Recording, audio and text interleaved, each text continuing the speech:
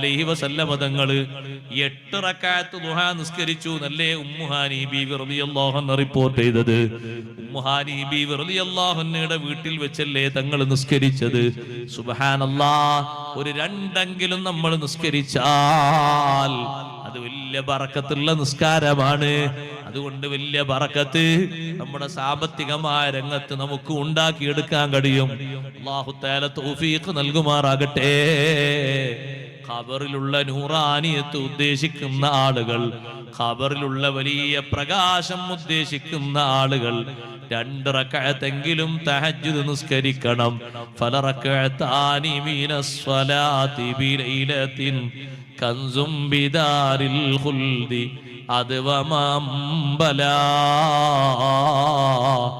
രാത്രിയിലുള്ള 2 റക്അത്ത് തഹജ്ജുദ് നിസ്കാരം, ഒന്ന് ഉറങ്ങി എഴുന്നേറ്റിട്ട് സുബ്ഹിന്റെ മുമ്പ് 2 റക്അത്ത് നിസ്കരിക്കാൻ സമയമാകുന്നൊരു സമയമെങ്കിലും കണക്ക് കൂട്ടി കഴിയണം.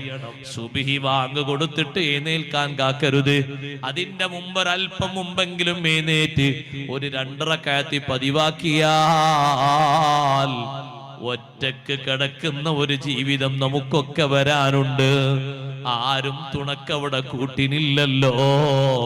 ദുനിയാവിൽ ഊണിലും ഉറക്കത്തിലും കൂട്ടിലുള്ള കൂട്ടുകാരനാണെങ്കിലും നമ്മളവിടെ ഒറ്റപ്പെട്ടു പോയി.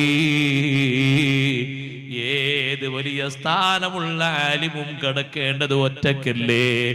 എത്ര വലിയ സ്ഥാനമുള്ള ജനനേതാവും അവിടെ ഒറ്റക്കല്ലേ? നമുക്ക് സ്പെഷ്യലായൊരു വിരിപ്പ് അവിടെ വിരിച്ചു തരുന്നില്ലല്ലോ. എല്ലാവർക്കും ഒരേ രൂപത്തിലുള്ള വിരിപ്പല്ലേ? അതല്ലേ മണ്ണിന്റെ വിരിപ്പ്? എല്ലാവർക്കും ഒരേ രൂപത്തിലുള്ള തലയിണയല്ലേ? അതല്ലേ കളിമണ്ണിന്റെ തലയണ?